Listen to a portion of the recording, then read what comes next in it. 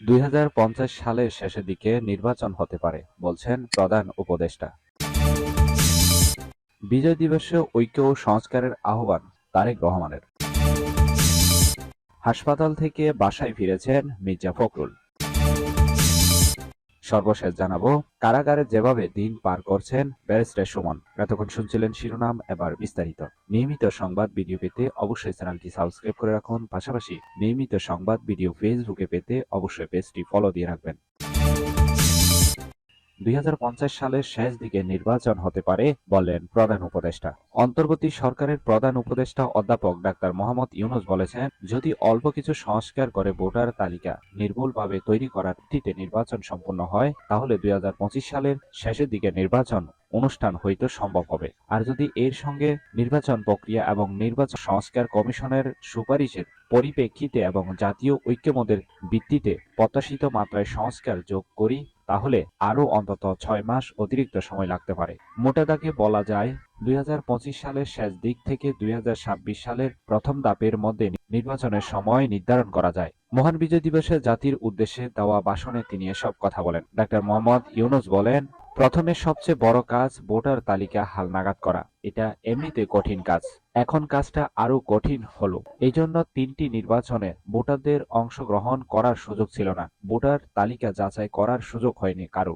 গত 15 বছর যারা ভোটার হওয়ার যোগ্য হয়েছে, তাদের সবার নাম ভোটার তালিকায় তোলা নিশ্চিত করতে হবে। এটা একটা বড় কাজ।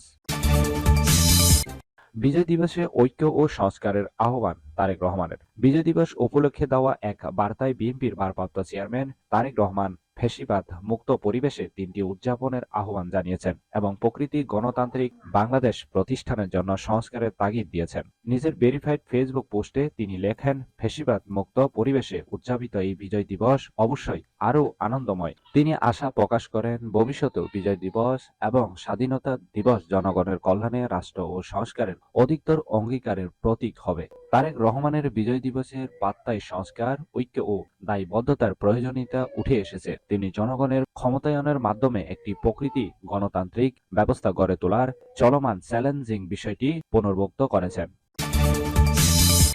হাসপাতাল থেকে বাসায় ফিরেছেন মির্জা ফখরুল। মহান বিজয় দিবসে স্বাধীনতা যুদ্ধের বীর শহীদদের প্রতি শ্রদ্ধা নিবেদন শেষে হঠাৎ অসুস্থ হয়ে পড়া বিএনপির মহাসচিব মির্জা ফখরুল ইসলাম আলমগীর সাভারের সম্মিলিত সামরিক হাসপাতাল সিএমএস থেকে গুলশানের বাসায় ফিরেছেন। বিএনপির মিডিয়া সেলের সদস্য সাইরুল কবির খান এই তথ্য জানান। তিনি বলেন, বিএনপির মহাসচিব মির্জা ফখরুল ইসলাম আলমগীর সাভার সিএমএস থেকে চিকিৎসকের পরামর্শে বাসায় যাচ্ছেন।